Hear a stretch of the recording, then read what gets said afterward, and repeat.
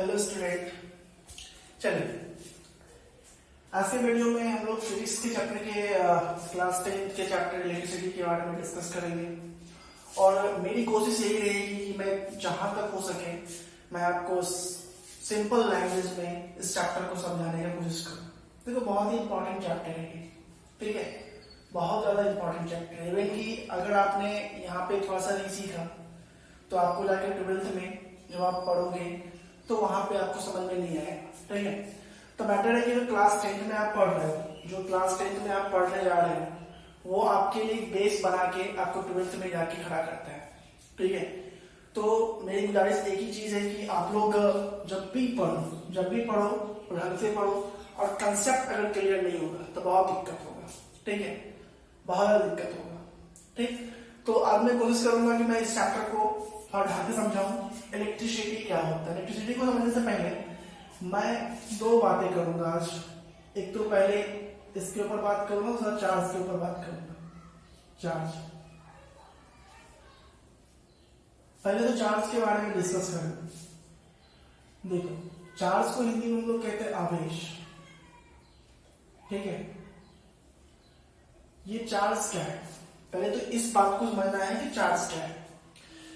आप लोग सभी लोग चार्ज के बारे में लगभग जानते हो, फिर भी नहीं जानते हो तो फिर भी आज हम लोग डिस्कस करेंगे। देखो, एक फंडामेंटल क्वांटिटी होती है हमारे हिसाब से एटम, और एटम के अंदर तीन फंडामेंटल पार्टिकल्स होते हैं। एक को आप लोग बोलते हो इलेक्ट्रॉन, प्रोटॉन और न्यूट्रॉन। तो इसे समझ लो बात को कि चार्ज, अगर हम एक चार्ज प्रोटॉन के बारे में बात बोले, ये हमारे लिए प्रोटॉन है, ठीक है, और यहां भी एक प्रोटॉन ही हम यूज कर रहे हैं, और यहां पे एक प्रोटॉन है, ठीक। और अब मैं यहां पर एक नया चार्ज, ये इलेक्ट्रॉन है और ये इलेक्ट्रॉन है और ये भी इलेक्ट्रॉन है, ठीक है। तो ये प्रोटॉन था, ये प्रोटॉन था, ये आपके सामने इलेक्ट्रॉन था और ये इलेक्ट्रॉन है, और ये आपका प्रोटॉन है और ये आपका इलेक्ट्रॉन है। जब दोनों फंडामेंटल पार्टिकल्स को आप एक साथ लेके आते हो तो आप क्या देखते हो कि ये कहीं ना कहीं एक दूसरे को रिपेल करता है, एक दूसरे को रिपेल करेगा, ठीक है, तो एक दूसरे से दूर भागेगा।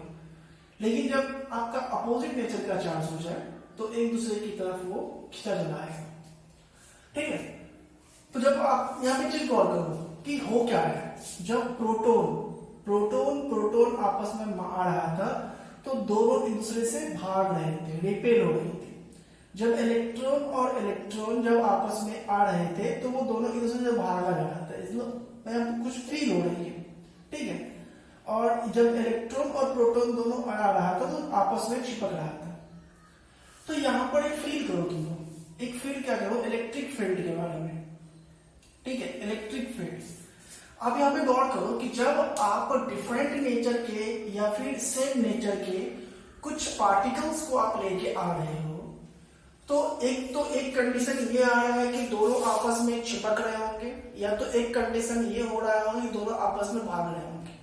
लेट कंसीडर हियर, अगर ये मैं बोलूं कि ये प्रोटॉन है और ये इलेक्ट्रॉन है, तो जब मैं इस दोनों को पास लाऊंगा तो ये दोनों आपस में चिपकेंगे। चिपकने का रीजन क्या है, दोनों के बीच कुछ ऐसा फंडामेंटल कोई फोर्स काम कर रहा होगा, कोई ऐसा क्वांटिटी काम कर रहा होगा, कोई फैक्टर काम कर रहा हो जो इस दोनों को अपनी तरफ खींच रहा होगा। पहला बात, अगर ये दोनों एक ही नेचर के चार्ज हो जाए, मान लो दोनों अभी इलेक्ट्रॉन ही है, तो जब दोनों को तुम नजदीक लाओगे तो दोनों भागेगा। इट मीन्स क्या कि दोनों आपस में दूर जा रहा है। तो आपस में दूर जाने का मतलब इस दोनों के ऊपर सेम नेचर का चार्ज है, चाहे तो वो इलेक्ट्रॉन हो और चाहे वो प्रोटॉन हो, सेम नेचर है, सेम नेचर दोनों पे काम कर रहा है, और ये दोनों भी आपस से दूर भाग रहा है। इसका मतलब कि दोनों को भगाने के लिए कोई ना कोई रिस्पॉन्सिबल होगा, ठीक है। जस्ट लाइक आप समझ सकते हो कि ये दोनों चीज जो काम कर रहा हो उस फोर्स को हम लोग बोलते हैं इलेक्ट्रोस्टैटिक फोर्स के नाम से कॉल कर सकते हैं, कि वहां पे लगने वाला फंडामेंटल कोई ना कोई फोर्स होगा जिस फोर्स के कारण ये पार्टिकल्स और ये पार्टिकल्स आपस में रिपेल कर रहे होंगे, यहाँ पर भी वही बातें हो रही और यहाँ पे एक दूसरे में अट्रैक्शन के शो कर रही है। अब अगर मैं बोलूं ऐसा कि मैं मान लेता हूँ कुछ देर के लिए ये पॉजिटिव है और ये पॉजिटिव है, तो ये वाला को मैं नेगेटिव नेगेटिव बोलता हूँ और ये वाला पॉजिटिव तो ये वाला नेगेटिव।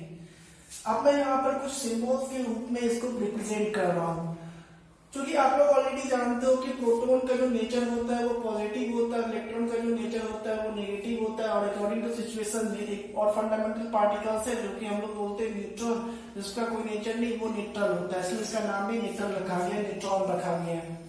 ठीक है, तो जब यहाँ तक आपको क्लियर हो रहा होगा तो एक बात आप यहाँ पे समझ सकते हो कि ये चीज जो है, यही चीज तो हमारा चार्ज है। तो चार्ज आखिर है क्या? अब क्वेश्चन ये उठता है कि चार्ज है क्या? तो चार्ज किसी भी फंडामेंटल, किसी कह सकते हो फंडामेंटल क्वांटिटीज बोल सकते हो तुम उसको, ठीक है, जिसके कारण उस पर रिपल्सन या अट्रैक्शन का फोर्स देखने को तुम्हें मिलता है। ठीक है, ड्यू टू चार्जेस अगर ये पॉजिटिव था तो आपको रिपल्सन देखने को मिला, अगर ये नेगेटिव था तो आपको रिपल्सन देखने को मिला, अगर ये पॉजिटिव नेगेटिव या नेगेटिव पॉजिटिव होता तो दोनों में अट्रैक्शन देखने को मिलता, दोनों आपस में सिकुड़ के मिल जाते हैं। ठीक है, तो ये पॉसिबिलिटीज हमारे सामने आ रही है। ठीक है, कोई प्रॉब्लम यहाँ तक? तो जब मैं आगे बढ़ता हूँ तो चार्ज की कुछ और बातों को मैं डिस्कस करता हूँ। ठीक, तो चार्ज को जो हम लोग लिखते हैं, चार्ज को डिनोट करने के लिए कैपिटल लेटर क्यू, कभी कभी स्मॉल लेटर क्यू से भी हम लोग इसको डिनोट करते हैं, यानी कि इस दोनों के सहारे हम इसको डिनोट कर सकते हैं, कोई प्रॉब्लम किसी को कुछ नहीं होना चाहिए। अब जब मैं क्यू लिखूंगा तो मतलब उसका मतलब क्या है कि चार्ज है। अब देखो कि चार्ज के बारे में सबसे एक इंपॉर्टेंट बात मैं बताता हूँ, क्वांटाइजेशन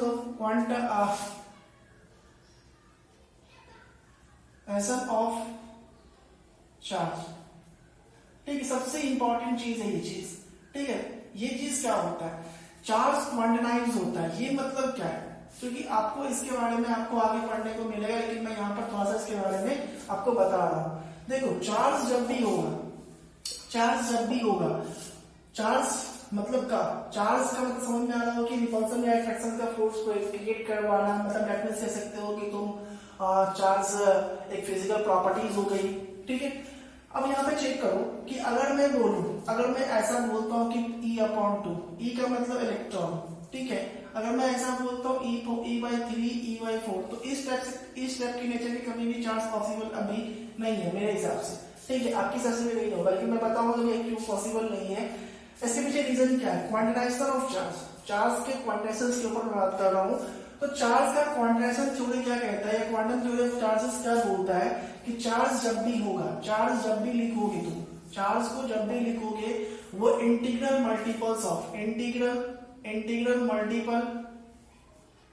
मल्टीपल ऑफ इलेक्ट्रॉन होना चाहिए। इलेक्ट्रॉन मतलब कि अगर कोई भी इंटीग्रल पार्ट्स मैंने लिखा है, यानी डेट मींस वो हमेशा इंटीग्रल होना चाहिए, होल नंबर होनी चाहिए। ठीक है, जैसे कि 0 1 2 3 4 5, ठीक है, ऐसे मैं बोल सकता हूँ। ठीक है, कोई प्रॉब्लम यहाँ तक?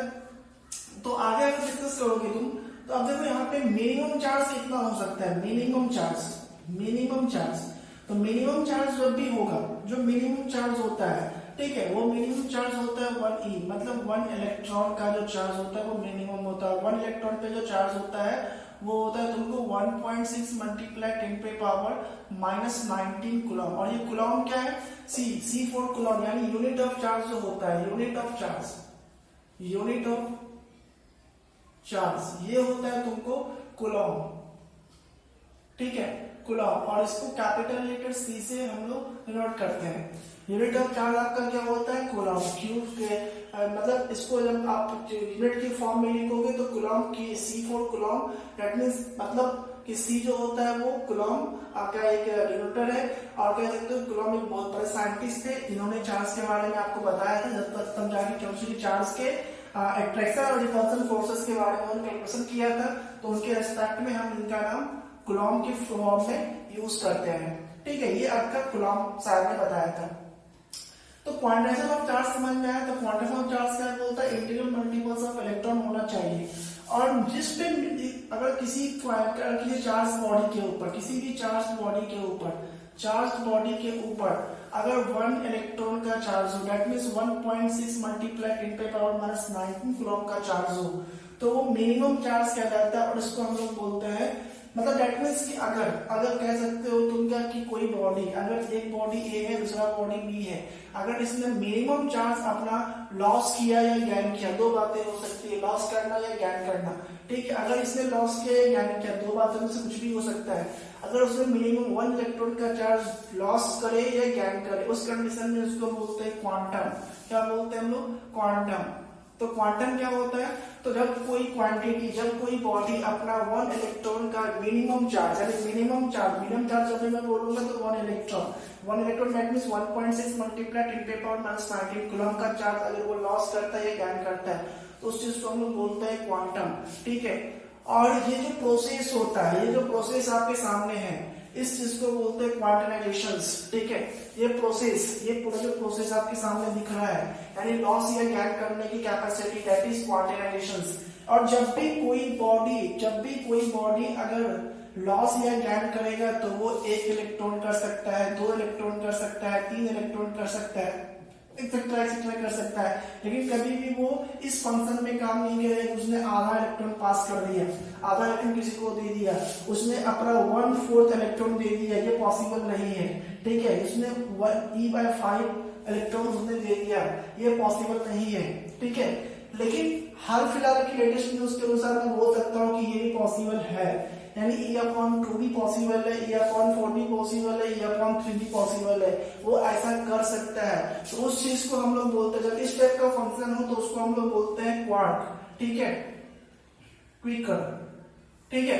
यानी इस टाइप के जो चार्ज होते हैं E/2, ये अभी हाल फिलहाल का, क्योंकि साइंटिस्ट इसके ऊपर अपना ऑब्जेक्शन कर रहे हैं और कुछ सफलता भी मिलती है उनको, तो उस टाइप के जो चार्जेस होते हैं उसको हम लोग बोलते हैं क्वार्क्स के नाम से कॉल करते हैं, ठीक है। तो ये बातें समझ में आपको आ गई। तो चार्ज क्या होता है? तो चार्ज किसी भी बॉडी का फंडामेंटल प्रॉपर्टीज है, जो किसी भी बॉडी में, मतलब दैट मींस कह सकते हो कि ये रिपल्सन या अट्रैक्शन से फोर्सेस को आपको शो अप करवाता है, दिस इज द चार्ज। अगर आप बात करोगे इसको डिनोट करने की, तो डिनोट करने के लिए क्यू से हम लोग इसको लिखते हैं। यूनिट ऑफ चार्ज क्या होता है? कूलम होता है। अब यहाँ पे ध्यान दो, मिनिमम चार्ज मैंने अभी क्या बोला? Minimum charge that means minimum charge मैंने बोला 1 इलेक्ट्रॉन, ठीक है। तो Q इज इक्वल टू जो होता है वो प्लस माइनस एन ई, जहाँ पे n क्या है? n कोई नंबर है, पॉजिटिव इंटीजर है। पॉजिटिव इंटीजर दैट मींस वो n की वैल्यू 1 2 3 4 5, अगर ये चार्ज बॉडी होगा तो इतना लेगा, और E का मतलब क्या? 1.6 मल्टीप्लाई 10 पे पावर माइनस 19 कूलम, ये और चलता रहता है, ठीक है। यानी इलेक्ट्रॉन एक इलेक्ट्रॉन पे जो चार्जेस है वो उसके ऊपर डिपेंड करता है, ठीक है। अगर वो प्रोटॉन के ऊपर बात करोगे तो प्रोटॉन के ऊपर भी सेम चार्ज होता है, लेकिन अब तुम बात करोगे प्रोटॉन, तो हम इलेक्ट्रॉन के ऊपर देखो मैं नेगेटिव शो कर रहा हूँ, प्रोटॉन पे काम करूंगा तो 1.6 मल्टीप्लाई 10 पे पावर माइनस 19 कूलम का चार्ज।